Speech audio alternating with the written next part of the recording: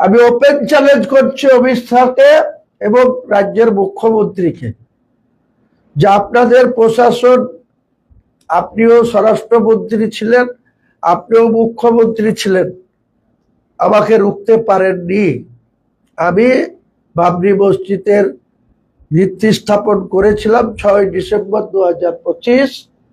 Still now Babri মসজিদের কাজ চলছে। ভারতের এমন কোন শক্তি নেই যেটা অযোধ্যায় করে দেখিয়েছিল 1992 সালের 6 ডিসেম্বর। আমি আজকে হুমায়ুন কবির চ্যালেঞ্জ করছি অমিত শাহকে, চ্যালেঞ্জ করছি তার দোসর এই আরএসএস মার্কা মুখ্যমন্ত্রী মমতা ব্যানার্জিকে, অভিষেককে।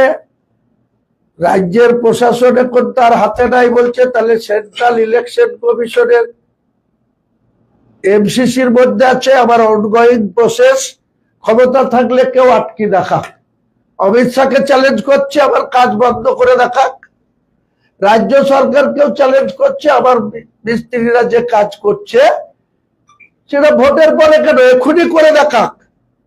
আমি হুমায়ুন কবির যতক্ষণ বেঁচে আছি কারো শক্তি নাই বাবরি মসজিদের আমার পারচেজ করা ল্যান্ডের জায়গায় কাউকে পা দিতে দেবো। আমার জীবন চলে গেলেও সে অমিত শাহ লোক হলেও তার মোকাবেলা করব। মমতা ব্যানার্জি চিটিংবাজ মুখ্যমন্ত্রী, কেয়ারটেকার মুখ্যমন্ত্রী, তার প্রশাসন। আর আমি যদি কোনো এমসিসি ভায়োলেশন করে ইলেকশন কমিশন আমার বিরুদ্ধে ব্যবস্থা নিক। আমার নামে মিথ্যা করে রটনা হচ্ছে যে আমাকে নাকি গ্রেপ্তার করে নেওয়া হয়েছে।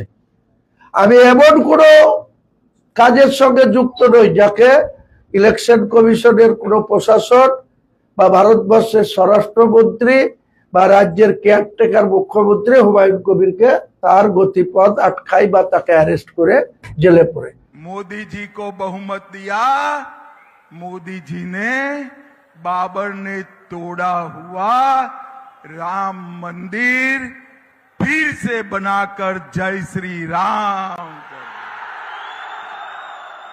और ये ममता दीदी उसके चट्टे बट्टे हुमायूं कबीर को कहकर कहती है कि बंगाल की भूमि पर वो बाबरी मस्जिद बनाएगी।